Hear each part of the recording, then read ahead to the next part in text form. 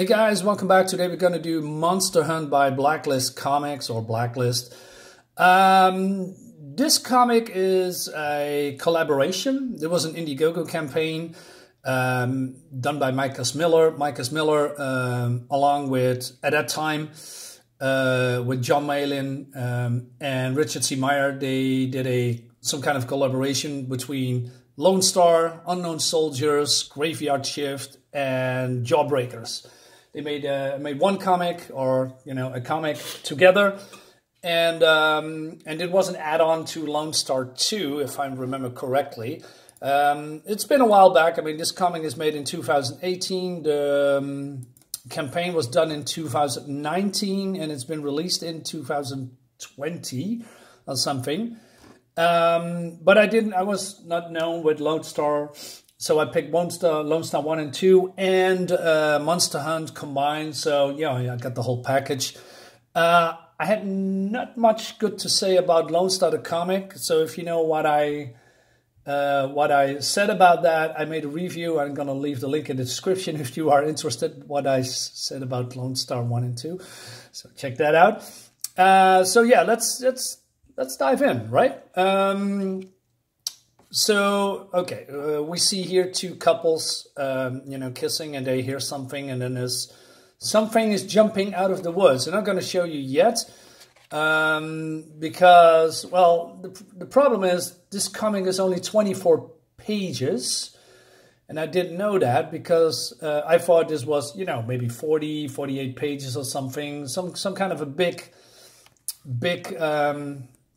comic, right? Because I paid $20 for that. So, yeah. No.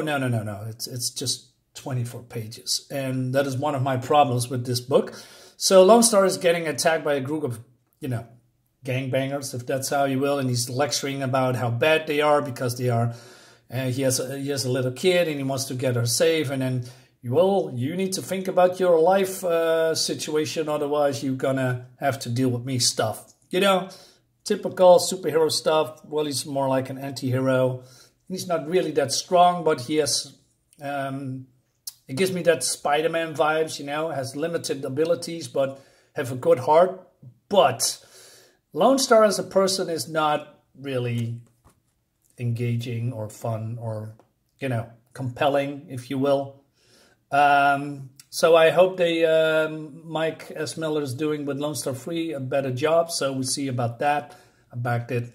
Maybe not sure if that was a good idea, but we'll see. We'll see. Maybe I'm wrong. Keep an open mind. So yeah, Lone Star goes back to his I don't know, some kind of a warehouse, and he finds his friends there, and the friends are the Unknown Soldiers.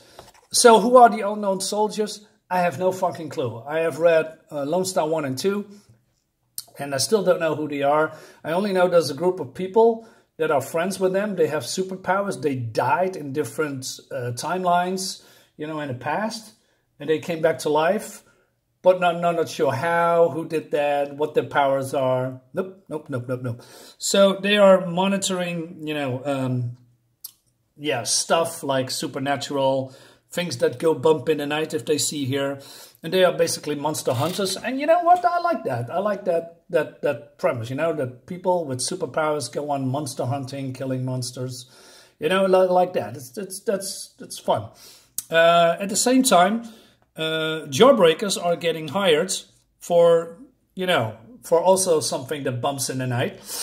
And I know Jawbreakers. I think that they are a very fun superhero group, probably the best thing that Richard C. Meyer has done, in my opinion.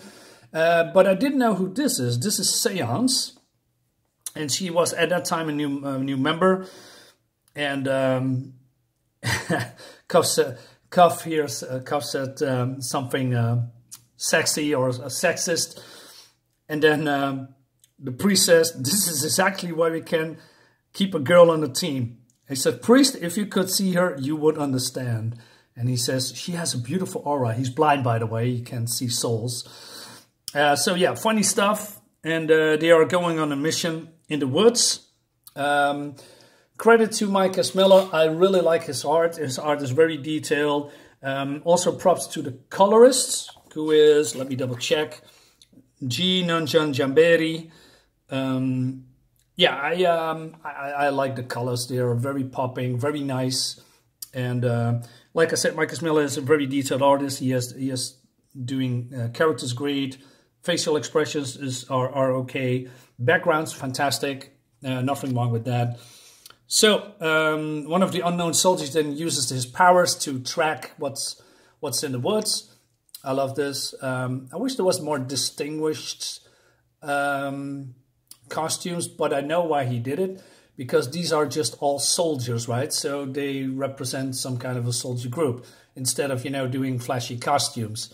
But, you know, Lone Star is a superhero, so he could be in his suit, but also he's also part of the soldier group.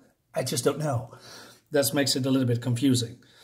So going there, it seems that Seance can, you know, summon the dead or ghouls to help her in their fight. And I think that's very great. So we have here this guy, I don't know, pastor, and this is priest. Not sure if they are, well, they have similar powers, I guess. So when they basically they find each other in the woods, and they think they are the enemy, and they are getting locked in combat. And combat looks great, the art looks great, the colors looks great. There's nothing wrong with that. And so we go on and on a little bit, and again, it looks really fantastic, looks really good. But there's a big downside. First of all, I think the story is way too rushed, because at that time I didn't know it was 24 pages. So when I got it, I think, hey, this is a thin book. And then I thought to myself, oh man, too many characters in a small book. Well, small with what I mean with pages. And so yeah, they are battling, and then one of the enemy teams wants to take out Seance because he is controlling the dead. And, you know, stuff is happening, people are dying, and then the monster comes into play, and, you know, and he's the real target. And then he grabs Seance, and he kills her. And then Kuff's getting nuts, and he says, I'm going to freaking destroy you, and he attacks it. And it looks really great. And when I saw her die, I thought to myself, oh man, that is, you know, I felt something. Because there was no girls at that time at the Jawbreakers. I think, hey, she's a cool-looking girl. She has a cool-looking power. She has a cool-looking costume. Yeah, she would be a great addition to Jawbreakers. And then they kill her off in one book, and that's it. Yeah, that's a little bit of a shame, I think. She would have made an interesting character. But then, before things are kicking off against the monster, Lilith comes out of this, you know, spaceship thingy, and they say, well, no, there is no monster. He is my husband. You need to stand down. Something like that. And then I'm going to show you the ending. So if you don't want to show the ending, then just turn off the video. Just don't watch it any further. But yeah, so they're going to take the monster, go back to Starship Enterprise because there's a barbecue or something going on. I just made that up, but that's how I look at it. And they just beam off Scotty. They are beaming away like nothing's happened. So there's people are getting killed left and right. You know, 2 members are dead, and there's no consequences. Just hey guys, we're gonna pick up my monster husband, and we go back to Starship Enterprise and go continue our mission. And then the Jawbreakers and the Unknown Soldiers and Lone Star just shake hands because, well, there are no monsters, just imperfect man. Yeah, that's shit. I didn't like that at all. So I was afraid it was coming to this when I opened the book. Just when the story is just keep flowing and flowing, it just stopped. Like nothing happened. The bad guys, quote unquote bad guys, they're, well, good guys, bad guys, and they are monsters. They are just going away, and that's it. You know, that's the end of the freaking book. I mean, what the fuck is going on? I mean, we have a cool story, we have cool characters, and then it just ends. You know, like, yeah, there is no script anymore. So I'm not sure who greenlit this ending or this story, but it could have handled way, way better. And when I read this, I was very disappointed. It's definitely not worth 20 bucks. And if this was a cliffhanger to some Monster Hunter 2, there's a Monster Hunter 2, but it's a totally different book. But if there's a cliffhanger to something that leads maybe into a Lone Star book or a Graveyard Shift book or a Jawbreakers book, then yeah, maybe it is. Like said, you know, hey, pick up Lone Star 2 and the other books, or Lone Star or the Graveyard Shift, you know what I mean? Pick them up and the story continues. But no, this is it. Yeah, I have no words, man. I have no words. This gives me a big thumbs down. And that's a shame. I mean, I like the characters from what I've seen. Again, art is great. Story could be fun. Colors fantastic. Quality, that's a little bit too thin for my taste. But overall, yeah, not worth 20 bucks. So guys, that's it. I give it a thumb down.